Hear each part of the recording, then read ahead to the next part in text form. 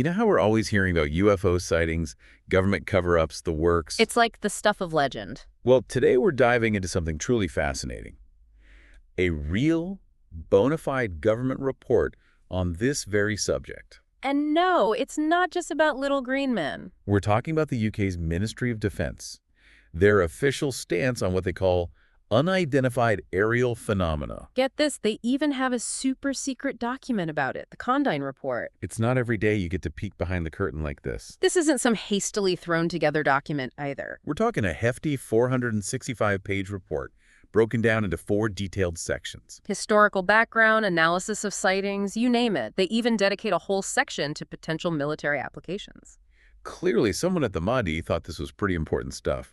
Now, before we even get into the nitty-gritty, I have to ask why the shift from UFO to UAP. I mean, unidentified aerial phenomena sounds a lot less exciting, right? It's all about changing the perception. You know how the term UFO instantly makes people think of flying saucers and aliens? The mod wanted to distance themselves from that pop culture image, move towards a more serious and scientific approach. Makes sense. They probably figured UAP sounded less likely to end up on a tabloid cover. Exactly. And this directly leads us to one of the report's most intriguing findings. They're saying UAPs are real, but they're not spaceships. Okay, I'm sure that was a bit of a letdown for anyone hoping for confirmation of extraterrestrial life. So what are these UAPs then, according to the report? That's where things get really interesting. Instead of just dismissing UAPs as nothing to worry about, they actually raise even more questions about what we're seeing in our skies. All right, you've definitely piqued my curiosity now. What kind of questions are we talking about? Well, for starters, the report acknowledges that even if these UAPs aren't alien spacecraft, they could still be a real hazard to aircraft. Imagine you're a pilot flying at high speed and suddenly there's something you can't identify. It could be incredibly dangerous, even if it's a natural phenomenon. That's a really good point. It's easy to get caught up in the extraterrestrial aspect, but we sometimes forget that even something as seemingly harmless as a flock of birds can bring down a plane. Precisely.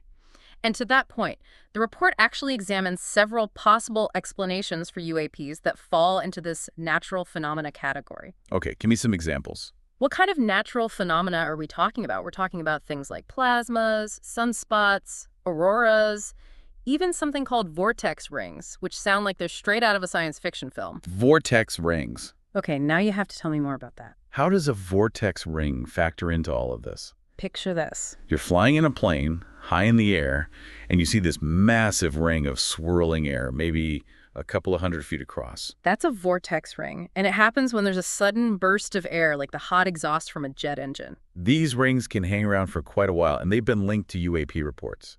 So are we talking like a giant spinning smoke ring? Is that the basic idea? That's a good way to think about it, although these vortex rings are far bigger and last much longer. The report actually delves into different types of vortex rings and how they can be detected. You might pick them up on radar, there's been visual sightings, but most people wouldn't know what they were looking at. It's wild to think that something like air currents could create such strange and seemingly inexplicable phenomena. But here's the thing. If the report is basically saying that these UAPs are mostly natural occurrences, why all the secrecy? Why would the MOD keep this whole document classified? That's where it gets even more interesting. Remember how the report also mentions that some UAP sightings could actually be attributed to, let's just say, overflying military black projects from friendly nations? You're talking about secret aircraft or weapon systems being tested by other countries. Things that maybe aren't quite ready for the public to know about. You got it. And this is where the whole Cold War vibe really starts to creep in. It's not just about whether or not aliens exist anymore. It's about trying to figure out what other countries are developing, what they're testing, and what kind of threat that might pose. It suddenly makes the whole classified thing seem a lot less surprising. We're not just talking about unidentified objects in the sky. We're talking about national security, international relations, and the potential for some seriously advanced technology. Exactly. And that's precisely why a large portion of the report is dedicated to analyzing the military implications of all this. It goes way beyond simply identifying UAPs. The report explores how understanding these phenomena, whether they're natural or man-made, plays into national security. Just think about it. If you're developing some new top-secret aircraft or weapon system, you're going to need to test it somewhere, right? And what happens when someone spots that test and doesn't know what they're looking at? They report a UFO sighting. Suddenly, it all clicks. So we're not necessarily worried about aliens invading. We're worried about another country potentially developing something that could threaten our airspace. And it gets even deeper than that. Deeper? How so? The report even delves into potential military applications of plasma phenomena. Plasma phenomena. Now, that's a bit of a science fiction term, isn't it? You'd be surprised. So what is it? It's a real field of study, and it's directly relevant to this report. Okay. Imagine a weapon that could create a plasma shield or emit a powerful beam of energy. Like Star Wars. These aren't just sci-fi ideas anymore. There's real-world research happening. Wow. So it's like we're back in the days of the Cold War, but instead of worrying about tanks and missiles, we're dealing with technology that could literally be straight out of a Star Trek episode. It's a good way to put it. Wild. The report doesn't shy away from the fact that there are real military implications to consider, and that's why the Mahdi is taking this research seriously. But here's the kicker. What's that? They're still keeping this whole report classified. Right. If they're not worried about aliens and they're not worried about exposing some giant top-secret project, then why the secrecy? That's the million-dollar question. It really is. The report itself doesn't provide any straightforward answers, which is kind of the whole point. It's like the Mahdi is saying, we're done with UFOs, it's all natural phenomena and military stuff, and we're not telling anyone what's going on. Exactly. Frustrating. It's like a starting point for more investigation, raising a whole bunch of new questions instead of providing definitive answers. Right.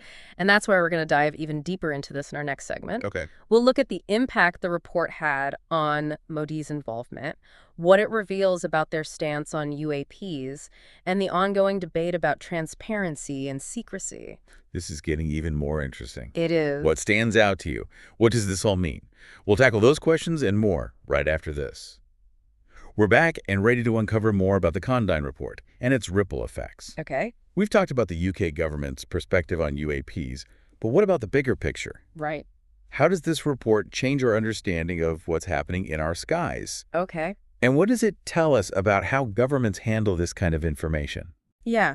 One of the most fascinating aspects is how the report itself directly impacted the Mahdi's involvement in the world of UAPs. Okay. You see, the report was finalized in December of 2000. Mm-hmm. And after that, they officially called it quits on formally investigating UAPs. So they basically said, okay, we've looked into it, it's mostly natural stuff, and some secret projects, we're out. Yeah. Case closed. Not quite. Oh. Here's where it gets even more intriguing. They slapped a secret classification on this report, even though they previously claimed that UFOs weren't considered classified information. Hold on. Yeah. So they're saying it's no big deal, but they're keeping it under wraps. Right. That doesn't quite add up, does it? Exactly. It's a real head-scratcher. It is. Why classify a report that supposedly debunks the whole UFO phenomenon? It raises questions about the Mahdi's true stance on UAPs and why they're so hesitant to be transparent.